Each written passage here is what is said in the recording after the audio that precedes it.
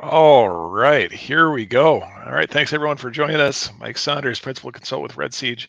I've got Kyle Hendrickson with me. Kyle's got some important title with Eide Bailey.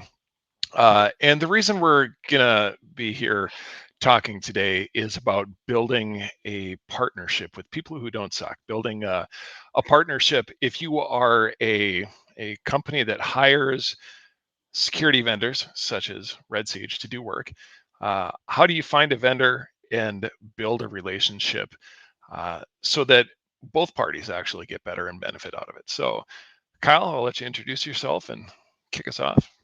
Yeah, I'm Kyle Hendrickson. I am the Director of Cybersecurity Services at Eide Bailey. When we started having this conversation around the idea for this talk, I was actually at a different company. A lot of my work there was with Red Siege, and we worked very closely together to create a partnership, and with great success. A lot of things that we could be very proud of, and we were able to build a lot of confidence with the corporate board of directors. My work now at Eide Bailey directly relates to this. Along with Red Siege, we're both interested in how do we create relationships that last and that benefit our clients? How do we build security programs that aren't just a one and done, that they're there to stay and that continue growing and maturing over time in a measurable way and inspire confidence by the leaders in your company?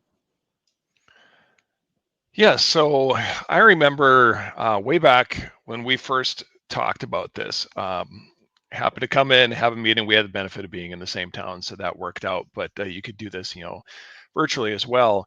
But you brought us in. You explained what it is you were trying to accomplish. You didn't just want a pen test. Sometimes you just need a test done to meet a requirement, but that's not what you were doing. You wanted to have this long range view of like, this is where our program is now, or this is where we think it is.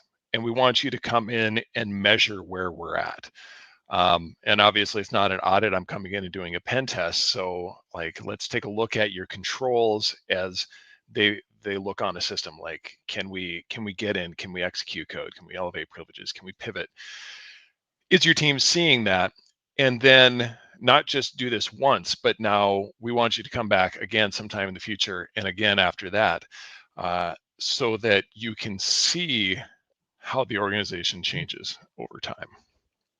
So, just talking a little bit more about that, we want to be very clear that we had a list of controls that we knew or we thought were in place across all of our endpoints and across our infrastructure. And so we wanted to first validate that the things that we thought were working are actually working.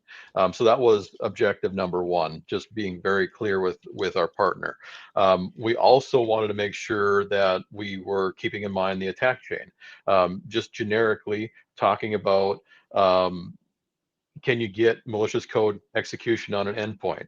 Can you do privilege escalation? Can you move laterally? Can you get command and control? Can you get persistence on any of our boxes? And can you do data exfil? Just walking through that so that we can understand our coverage in the control structure that we put in place and where our gaps were, because knowing that we're not going to be perfect in all those areas, can we be good enough in enough of those areas where we can be really good defenders? Yeah, yeah, and I remember coming in, just looking at our notes here, talking about one of the things that will help you get more out of this partnership, um, as a consumer of services, is knowing what normal looks like. Now, maybe at the beginning you don't know, so you're needing to build that. But knowing what normal looks like, what does normal user traffic look like?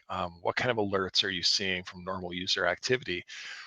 Once you have that, it makes it much easier to work with your partner on figuring out, like, is this you? Is this not you? Not spending all your time. We've been on some tests where people didn't have things tuned very well. And they're like, oh, are you doing this? Are you doing that? No, that's not at all related to us.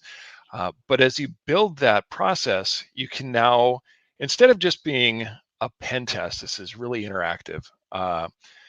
that we're doing things, we're informing the client about what we're doing, you're receiving that information, and then also questioning and challenging us on the things that are happening, like, oh, I can see you doing this thing, I can see you doing that thing, and then be like, oh, we're seeing this other thing. We're like, actually, that's not me. That's an Yeah. incident you need to respond to right now. So talking to that a little bit, when we first started, we did have the advantage of proximity, but we also worked with other testing providers where we brought them into the same room as our blue team and did that kind of rapid fire testing that you just mentioned, making sure we're going through the control structure, making sure that we have a plan going through the attack chain from an offense perspective so that we can see what we can see from both preventing and detecting on the defense side. And so that partnership and trying to create that relationship was very, very important to us. And we were not, we didn't want to just engage with someone to just engage with somebody else the next test and turn things over. We wanted to be able to create from the attack side knowledge of our environment that we could build off of for each subsequent test. And for us and the size of our team starting out, we decided on week-long sprints, basically 40-hour engagement, week-long sprints. Because that was what we could consume and use at that time, and understand what our gaps were, and then keep building on that in subsequent sprints. So just talking about when we started this process, I don't know, 5-ish years ago, we went from a place where we discovered LLMNR for the first time, and domain admin was had in minutes. I mean, it was that simple. But we used those learning experiences to continue to shrink down our attack surface and reduce our exposures.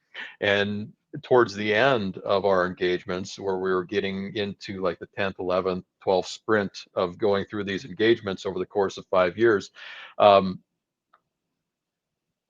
we became difficult. Yeah, yeah, absolutely. I like, um, people have heard me use the term apex defender before, and Kyle's team definitely falls in that territory of apex defender. Um, they were good when I started, and through that constant sparring, they only got better, and that's much to a credit to them, not to me. They just kept getting better. But I think one of the things that helped, and you talked about it, Kyle, was you know, like starting out at the beginning, being very clear about what the goals were. I've heard from some clients that they were surprised when we how receptive we were to working with them, because previous pen testers came in and said, no, this is what we're doing, this is how the test goes down, we don't need you involved, we'll send you a report when it's done. And that's not at all what I'm about. The kind of partnerships like we had where it's very interactive, we're working together, a collaborative test, really feeling like I'm part of your team rather than just being someone that's there to give you a report at the end of the week. So making sure that we were on board, upfront, what is it that we're trying to accomplish? What are the goals that we want to hit during the test, but also being flexible. Yep. Being on a path, and then in the middle of the week, some new vulnerability drops. So I know more than once, like some new information dropped, and you're like, hey, we'd like to test this out. Can you check this? Yeah, let me go research this for a little bit to see what I need to do. And also, being very interactive, but not being too demanding of the client time. Like with your team, I can't just be like, hey, I need you guys for 8 hours a day, every day of the week, because you've got jobs to do. So trying to structure your testing in little bursts where we test a few things, report a few things, test a few things, report a few things, so that your team can continue to get their jobs done, because they can't just stop working because we're doing a pen test. So yeah, and then we started this engagement being purely defensive minded from our side, and how do we continue to improve? But as we began to improve, we realized that we had the ability to start recreating the story of what you were doing from the defense side. We were able to recreate the offense through screenshots, through log data, through what our tools and what our alerts were telling us, actually pretty accurately. And being able to create the timeline of events, not just in the order of chronological order, but also being able to do the timeline of events vertically within the various stages of the attack chain, and seeing your team mature to being able to basically hand a walkthrough of what occurred during the entire test is awesome from a leadership perspective, and it really starts to inspire confidence in what you're doing to protect your company's assets when you get in front of corporate boards of directors, or you start getting in front of just regular leadership within your company. Yeah, absolutely. Um, and seeing that progression of being able to, like, we can see some things next year, we can see even more things. We've tuned, we've added this kind of visibility. Seeing that in when clients are doing that, when I'm on a test and I have the chance to work with them multiple years in a row, that's really rewarding from my perspective too, because now I know that, oh, they implemented this thing as a result of testing we did. They couldn't see it the first time. Now they can see it, and I can't get away with anything. And then, oh, let's, what are they going to bring down the table or down the pipe the next time? And even in between those sprints, you have been in contact with us sometimes, like, hey, what do you think about this Mhm. kind of thing, or what do you think about that kind of thing? Um, just looking at Yeah, our roadmap here, trying to figure out. super important to us. Two things that just popped in my head based on what you just said, Mike, is we didn't want to waste time testing our EDR. So we wanted to make sure that we're validating common steps. Do we have protection in place? Is it working as expected? Can we get quick, easy bypasses against it? But our goal wasn't to test any one control. Once we got to a 4 or 6 hour period of basically running your face into a brick wall of a control that just wasn't falling down or tipping over, we dropped that control.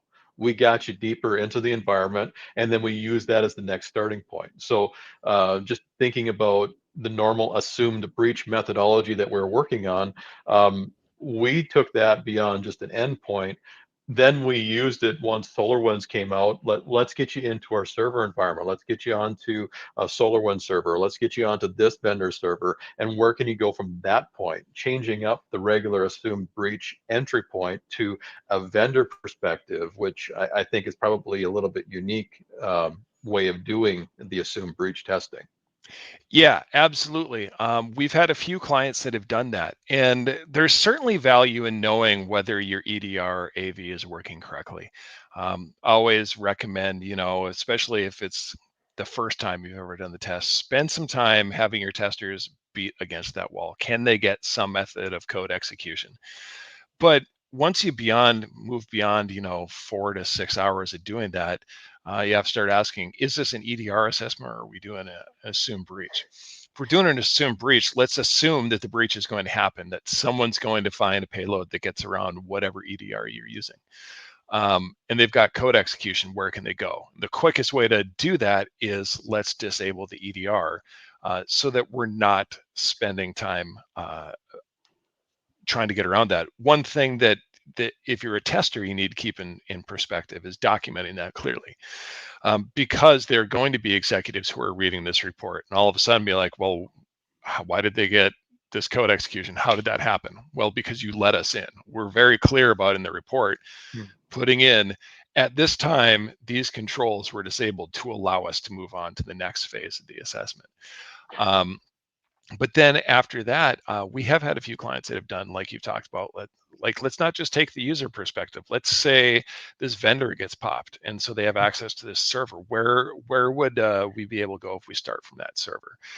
So giving access to a specific server with specific creds, or hey, here is a certain kind of admin account. What can you do with these credentials? Mhm. And of course, we can get domain admin.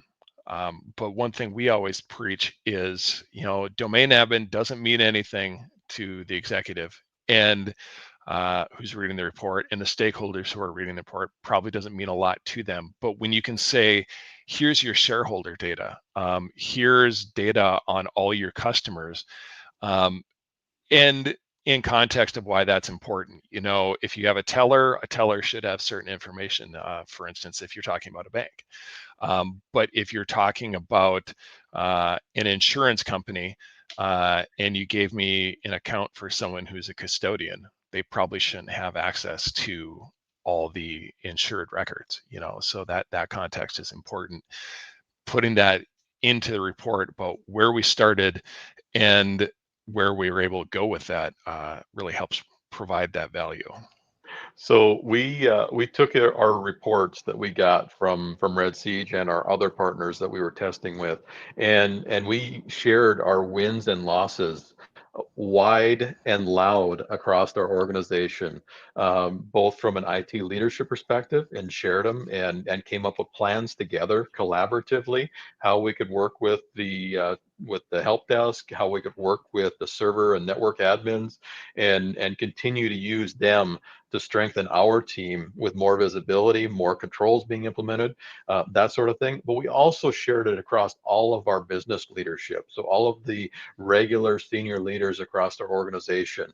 And we laid ourselves bare in our failures and our successes. And we used that timeline, that instant response report that we created as part of this test from our side, and use that for education internal to all of our leaders across our company, so that things can be shared that way. We also use that walking through both the findings and the response document that we would create as a part of this engagement with our executive leadership and our corporate board.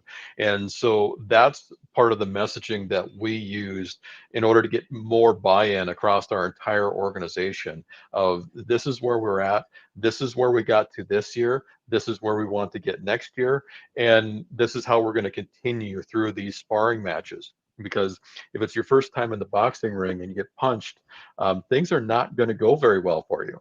And every organization in the world, whether they know they're having incidents throughout the year, has incidents throughout the year, and being prepared for them enables you to keep them at the incident level and not at the breach or my entire company is ransomed level. And Yeah. that was super, super important to all of our executive leadership, is knowing and building that confidence that we could protect our stuff the right way.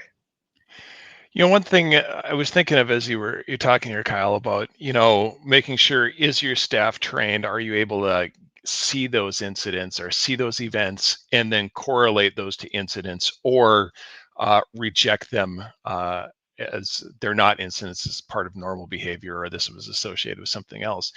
How do you work with a vendor, with a partner, to make sure that they're generating the kind of data that you need so that your team Yes. can do that? Yeah, so we were very clear up front. We want you to be as loud and as noisy during your test as possible. If there's a verbose or a noise level that you can crank it up to 11, we want to see everything. And if we can't see it, it should be so glaringly obvious that we were being negligent in what we were watching, that we can fix it.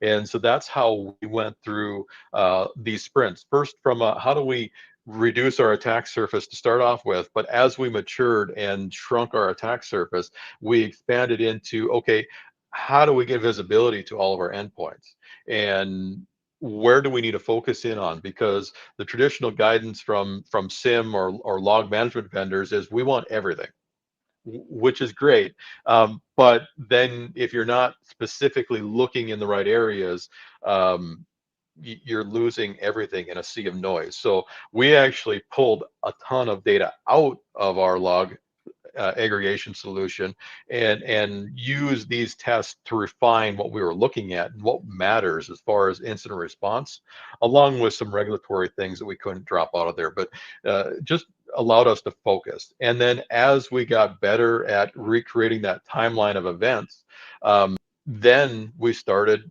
okay, how stealthy can we get? How low and slow can we go? How ninja can you be, like Mike?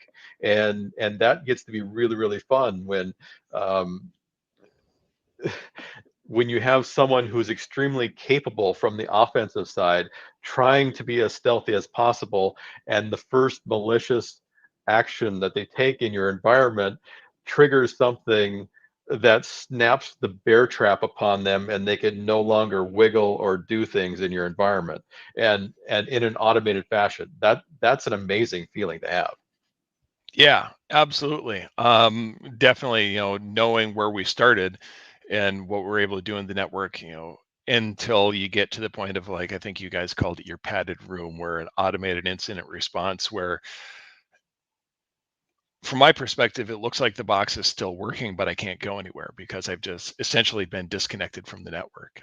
And seeing that happen automatically was definitely something that was pretty cool. And to see that growth again from, uh, to make it clear, we've had the benefit in this relationship of, like, I did the majority of these tests. So I've been able to work with that company over time and see them grow and remember, oh yeah, this thing worked last year. Which is also a testament to the importance of reporting.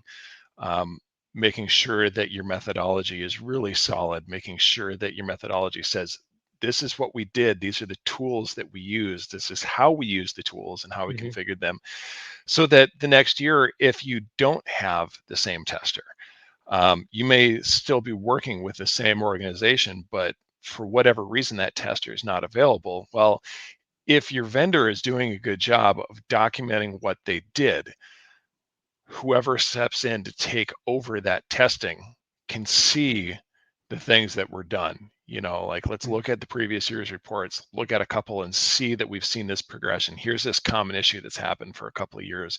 Let's see if that's fixed. And then, hey, this is how we do that test for this organization, so that tester can step in and continue to provide the same level of service that we're used to getting, even if you're not getting the same tester. So, talking a little bit about that, we were not interested in surprises for our testers. We wanted to give our testers, whether it was Red Siege or other partners, every single advantage and every single head start that we could. So we, in our pre testing kickoff calls, we would go over things that have changed over the previous years, things that we have tuned, things that we've implemented. Just every advantage, what we're using for detection, what we're using for protection, what do we have in place, and just laying ourselves bare, wide open, as much as we can, as transparent as we can, because we're paying for this test. We want to get every advantage as possible out of this test, and a paid adversary does not have the advantage of a non-paid adversary in the duration of time that they can poke at things. So we had a limited window, and we wanted to take advantage of that. So we tried to skip go. We tried to just jump into the middle of the monopoly board and already know everything that we had in place. So that was really important to us. And I think, from a tester perspective, one of those things that really helps plan the test, to make sure that we're hitting the things that need to be hit. Talk about, like, oh yeah, these are the issues we resolved. Well, don't just trust that they were resolved. Let's verify. Same thing. Well, my team says that we completed all these things over the past year. Let's verify that. Make sure that those things are actually fixed. Here's these new technologies we implemented. If your tester has experience, they've seen that elsewhere, they can now say, like, okay, here's some common problems that we see with EDR XYZ. Let's make sure that you've configured those right. You may not even know about it, or that sometimes there's so many different ways you can configure it. Let's validate that you've implemented it in a matter that's consistent with maybe the best practice or best guidance. Um, will say that these tests are a lot more like a purple team than just your standard pen test. We really approach these like a purple team because of the collaborative nature. But even if your team isn't able to do the fully collaborative nature of the test, you can set yourself up for success before the test happens by setting the expectations, talking about what are the goals, what are the things you want to see out of here, are there any specific things that we absolutely need to be tested, provide as much information upfront as possible so that the tester has that perspective of what your organization is, how your organization operates, and what are the important things in there. And then as many, whether it's network maps, it's things like, oh, hey, there's this other network over here that you can't see, but if you can compromise this host, you can pivot through, and you should really try to get in that network.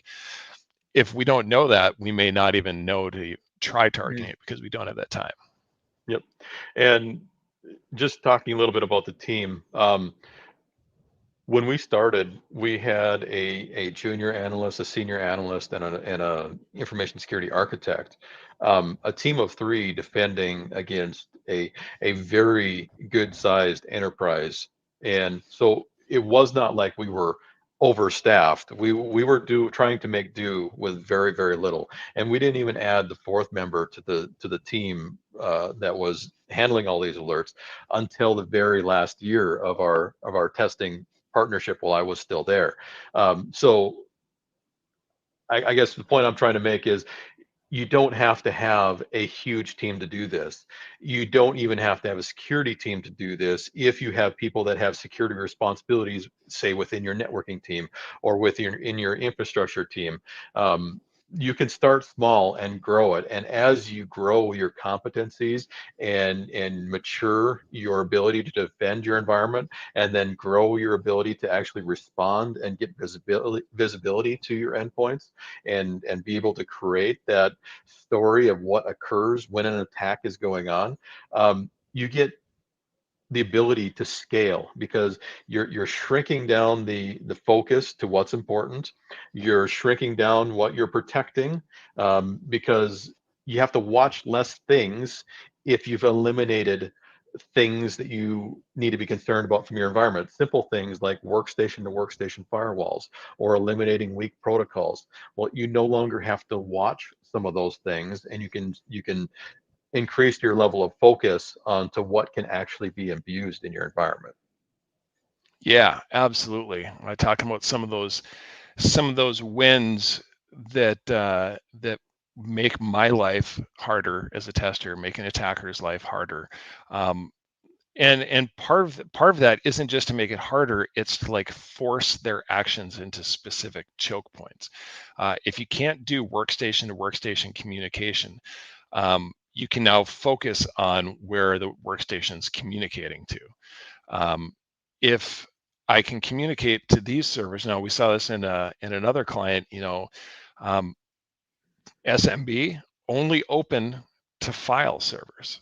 And that's something we saw with you, where like originally all your servers had, SMB open, and we were able to like hop on file shares, where because that's an issue with that software you're using, which is pretty common in that kind of environment. It was like, oh, hey, we've got a problem here, and you guys were able to go and fix that.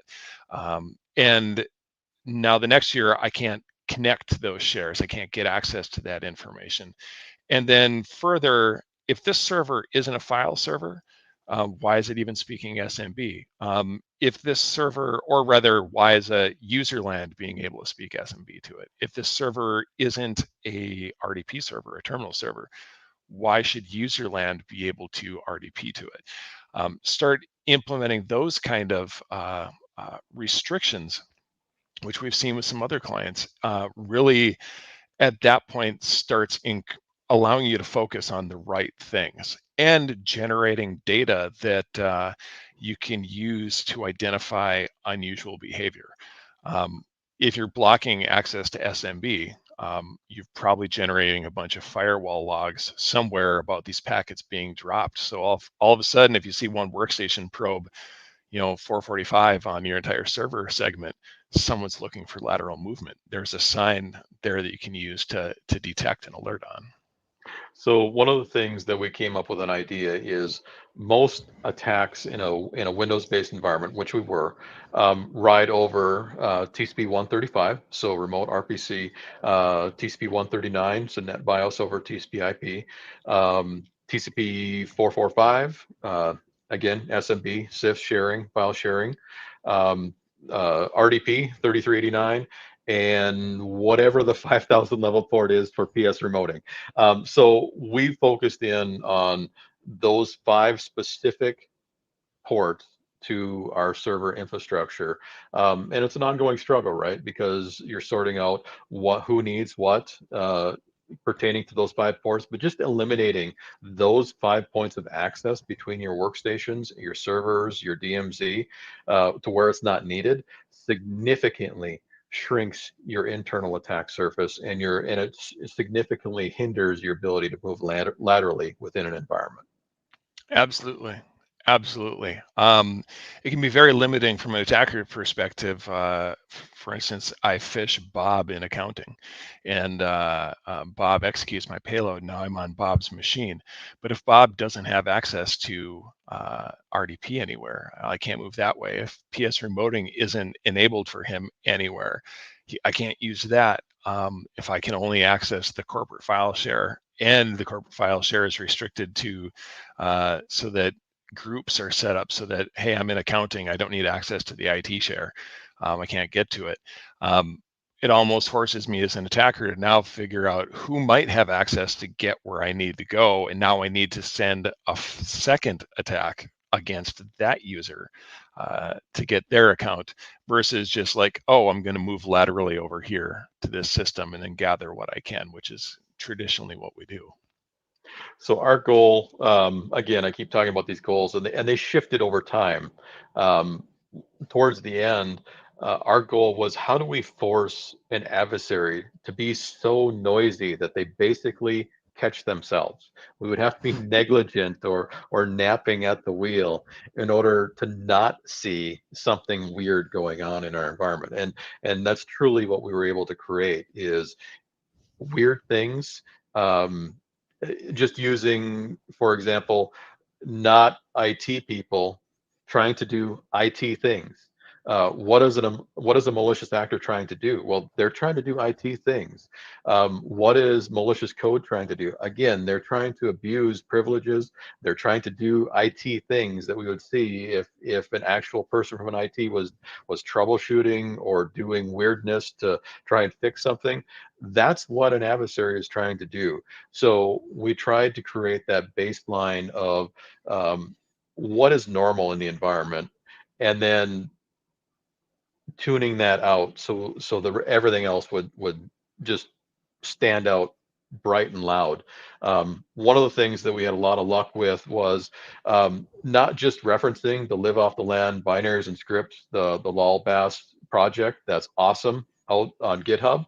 But we also just did things like dump every single executable inside of the C drive Windows directory, and then categorize it. Could this be used for situational awareness? Could this be used just who am I, or just things like that? Could it be used to get information out of the environment from an attacker's perspective? And then we went and categorized, well, does a user need to use this at all, ever?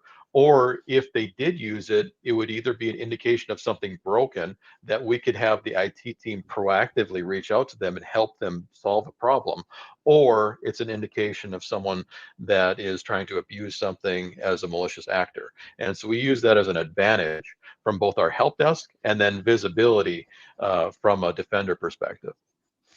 Yeah, and you mentioned that Lolbas project. That is definitely, if it's not something you've looked at, it's something that you want to take a look at. From a tester perspective, there's some really interesting ways to execute code.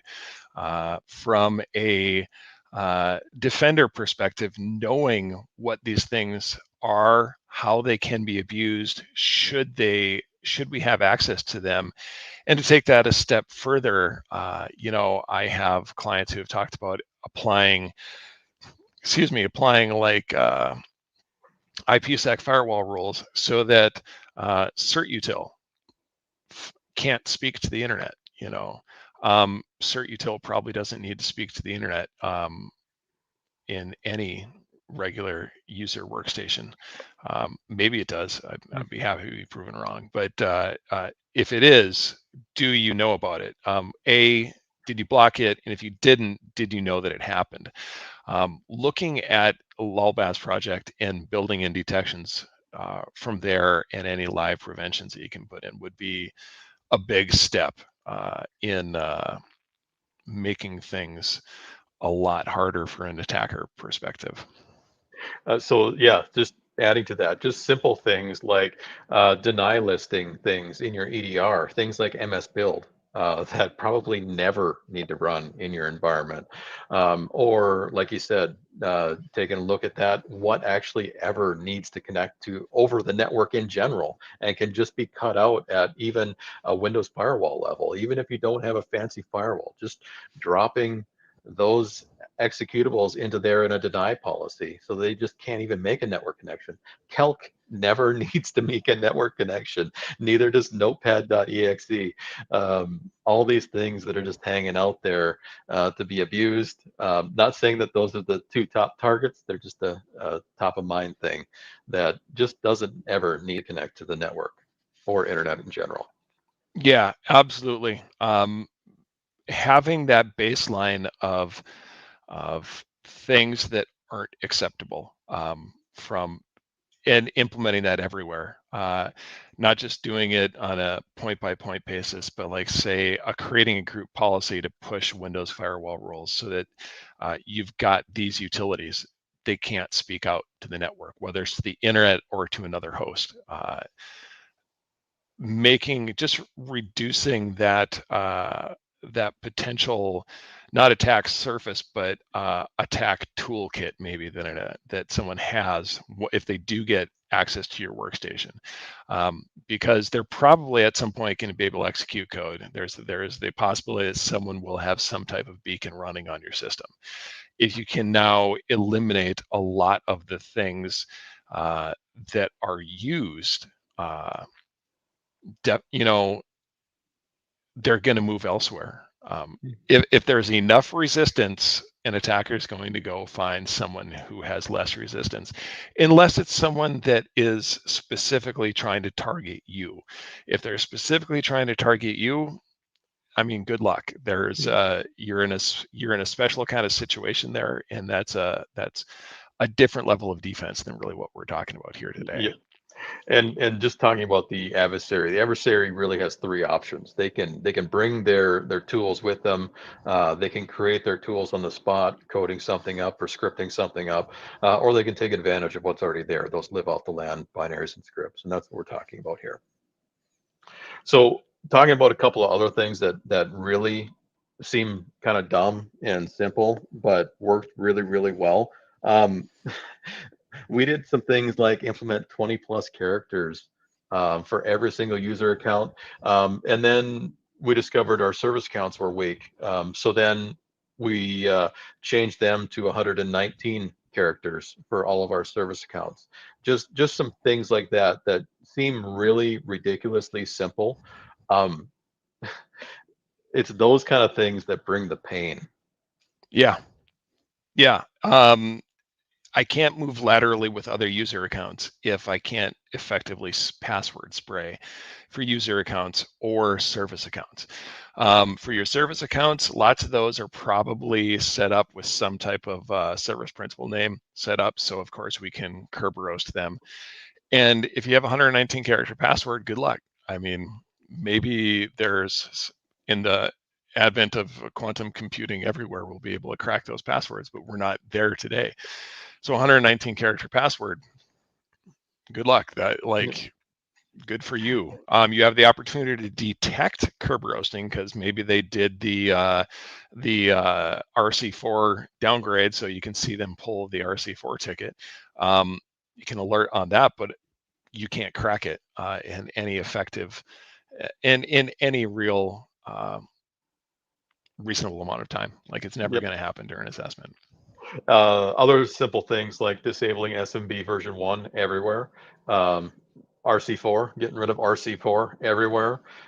Disabling SSL 2, 3, TLS 1.0, forcing LDAP signing, forcing SMB signing, disabling LLMNR, removing old versions of PowerShell, the LSAS protections, disabling NetBIOS over TCP/IP.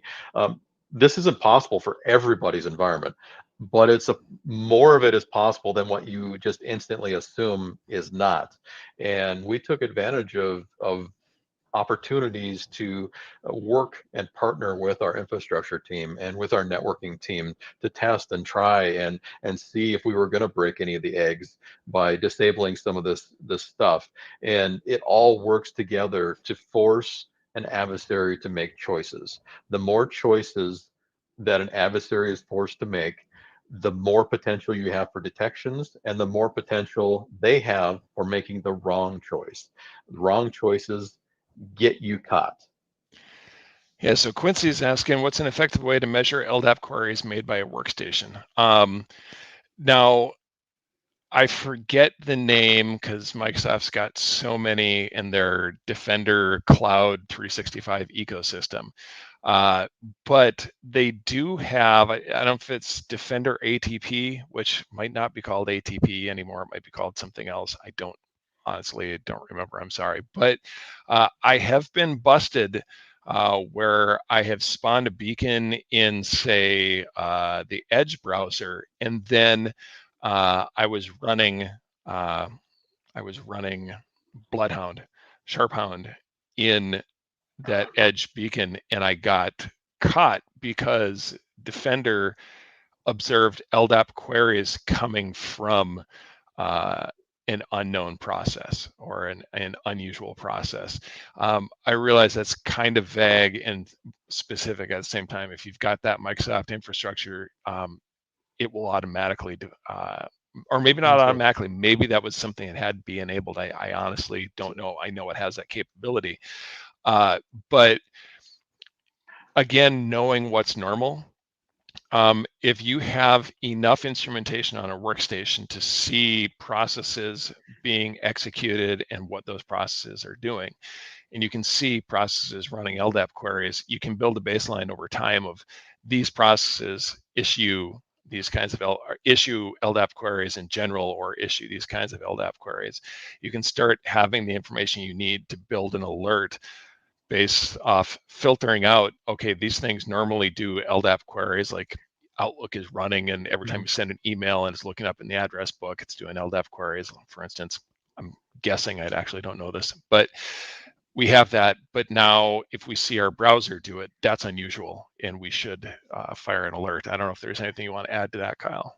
Yeah, so the infrastructure product that used to be available, and it is end of life coming up soon here, and I'm assuming there's a Defender product that replaces it, but Microsoft ATA, Advanced Threat Analytics, gives you a lot of insight into query volume, yes, but also what that query volume is in context to a user. So if a user is requesting LDAP records for something that over a threshold that it hasn't requested before, it's going to pop an alert as unusual and something to check out. So we had a lot of success with ATA, and I haven't checked out what the next version of that is in the Microsoft Defender series, but I know it's part of their Azure services.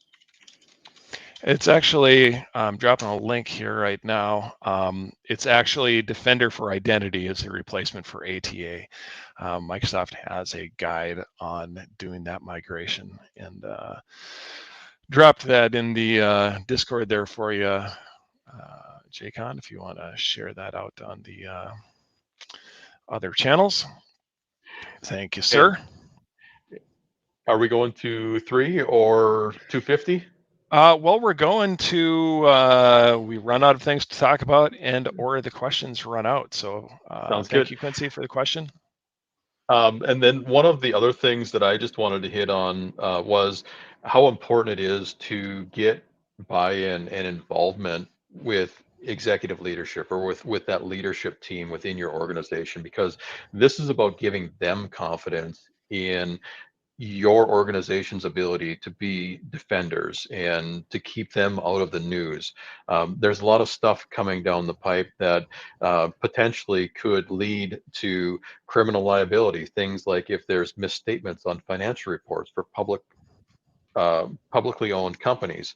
Um, some of that kind of stuff turns into really, really big liabilities for executives, and giving them confidence that they can accurately trust their finances or the financials for the company, that they're responding to regulators appropriately, and able to have confidence to shareholders, the people that are investing in your company, that you're protecting data and you're not going to become a liability for them in the future. Just and lends a lot of stability to your cybersecurity program, and getting that buy-in. That buy-in is essential. I have a question for you. I know the answer for me from a consultant perspective, but why we get sometimes where people are like, oh, we're going to rotate every year, or we have a requirement to rotate every year. What would you say to someone who said, oh, my boss makes me rotate pen test vendors every year? What would you say to convince them that maybe they shouldn't use the same, or they should use the same vendor for more than 1 year? How would you go about explaining your experience with that? Yeah, so it was pushed a long time through auditors. So if you're in an industry that has auditors that are making recommendations on things, the common guidance was every 3 years or every 5 years to rotate vendors to make sure that the previous vendor was doing what they said they should do. So that was where the heart of that comes from.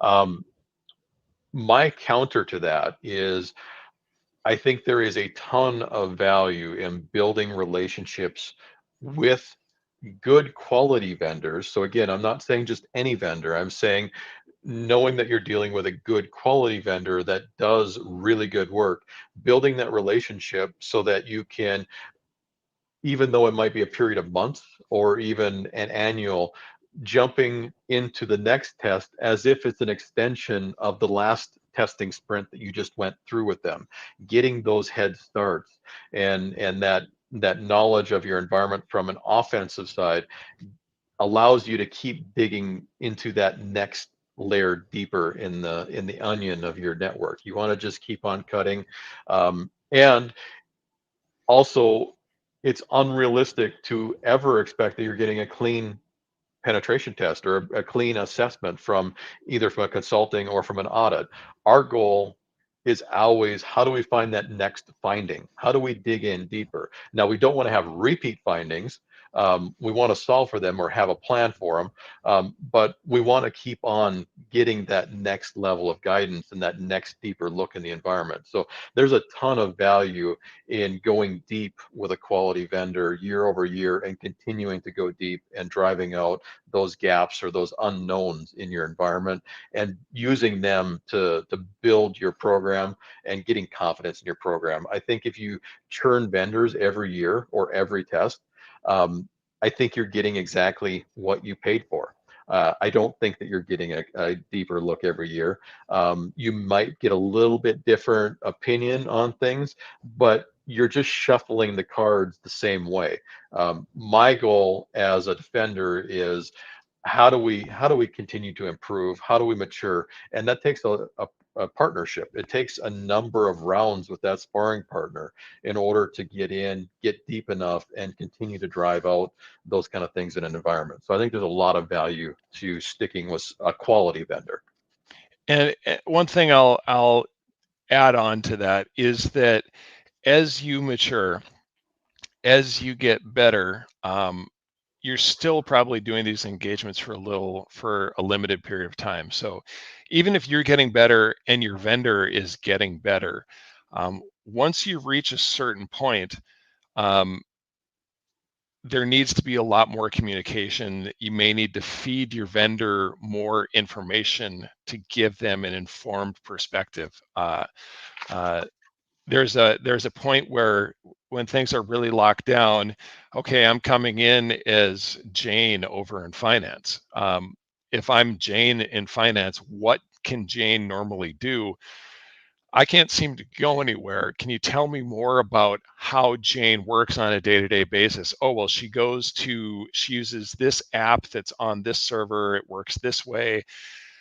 Now understanding the applications they use and how they use them, you may need to, feed some of that information so that your tester can more accurately assess where you're at. Because as you get better, it takes longer and longer to really find the holes. You got to work a lot harder. So if your goal is to get better, then go through this process of finding a vendor that you can work with and grow with. If your goal is to just get a checkbox, then don't do anything we've talked about here and just find the cheapest vendor you can every year, and accept the consequences of what happens eventually. So, great advice. Unless there's any other questions, I'm not seeing anything coming in here. Thanks, Kyle, for the idea for the talk. I got back from vacation and everyone got back from San Diego at way west out there, and I was told we're doing a webcast. So I'm glad that we were able to do this. Thank you for coming and sharing your experience. Kyle, where can we find you? Twitter at moregood, MOARGOOD, or else I am the director of cybersecurity services at Eide Bailey. Awesome. All right. Well, I'm Mike Saunders, Hardwater Hacker, principal consultant with Red Siege. You can find me at Hardwater Hacker on Twitter, or just follow at Red Siege. With that, thank you everyone for being here today. If you have any questions, feel free to hit us up, email, Twitter, drop on our Discord, and drop questions there. And with that, Jacon, do your thing.